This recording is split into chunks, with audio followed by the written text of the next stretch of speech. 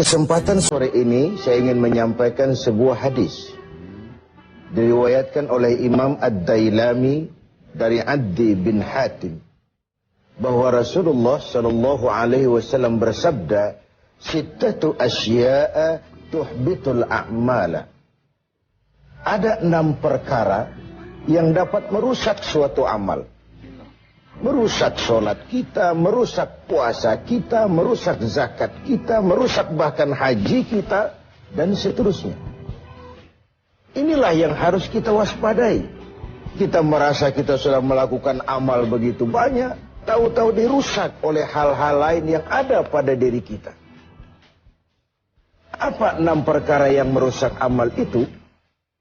Yang pertama, al-ishtighalu bi'uyubil khalqi.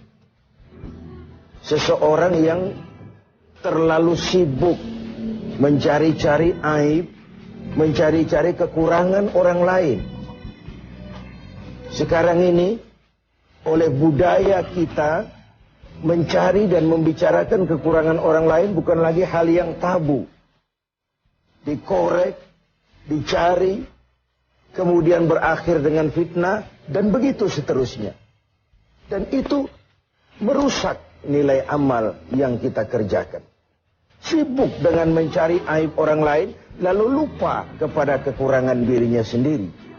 Bukankah dalam hadis lain Nabi mengajarkan, "Tuba liman syaghalahu aibuhu an uyubin nas." Beruntunglah orang yang kekurangan pada dirinya menyebabkan dia sibuk sehingga tidak sempat lagi mencari-cari kekurangan orang lain. Tapi sebaliknya celaka benar orang kalau waktunya habis dengan kesibukan mencari aib dan kekurangan orang lain, lalu merupakan aib dan kekurangan yang ada pada dirinya sendiri. Pemirsa TV7 yang berbahagia,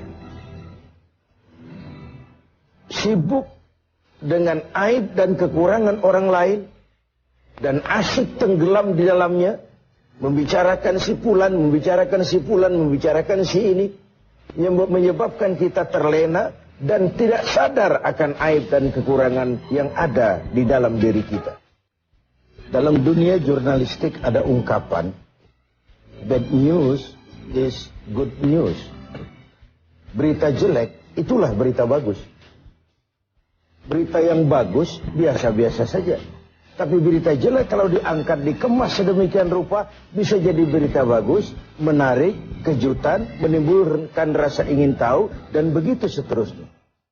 Termasuk dalam konteks ini, setiap hari sekarang ini, kita dijejali berbagai tayangan-tayangan yang sibuk dengan aib dan kekurangan orang lain. Sehingga mengakibatkan itu lalu menjadi budaya kita, dan hal-hal yang tabu tidak lagi dianggap tabu. Hal-hal yang sebenarnya memalukan sudah dianggap tidak memalukan. Sementara sedikit sekali contoh dan pelajaran yang bisa diambil dari hal-hal seperti itu. Karena itu, dengan melaksanakan ibadah Ramadan, kita juga harus mawas diri. Jangan sampai terjebak di dalam kegiatan istighal bi'uyubil khalqi. Sibuk mencari aib dan kekurangan orang lain, sampai melupakan kekurangan dirinya sendiri. Yang kedua, yang bisa merusak amal itu adalah waqaswatul qalbi. Orang yang keras hati. Hatinya itu kasar, keras.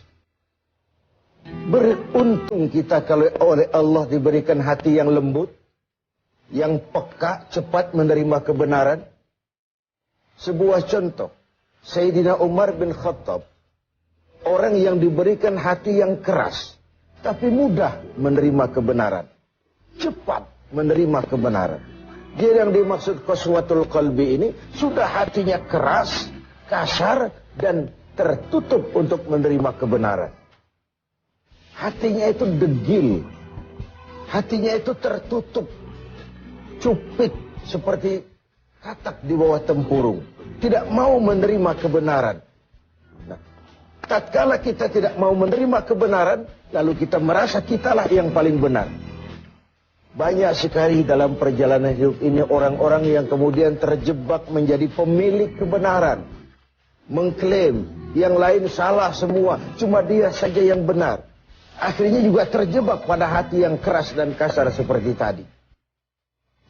Hati adalah raja dari kerajaan tubuh manusia. Sementara anggota badan kita yang lain cuma prajurit saja.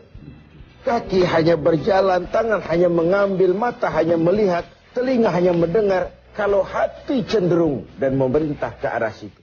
Maka benar ketika Nabi bersabda, kalau baik hati, baiklah seluruh badan. Kalau rusak hati, rusak jugalah seluruh anggota badan yang lain. Qaswatul qalbi. Yang ketiga yang merusak amal itu adalah wahubbud dunia.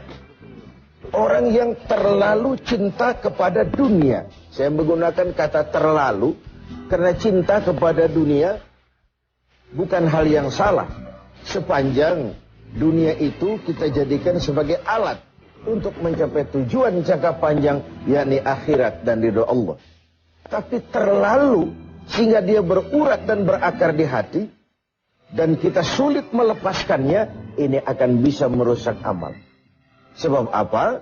Kalau kegiatan hidup kita sudah dipacu oleh hubbud dunia, cinta dunia yang berlebihan.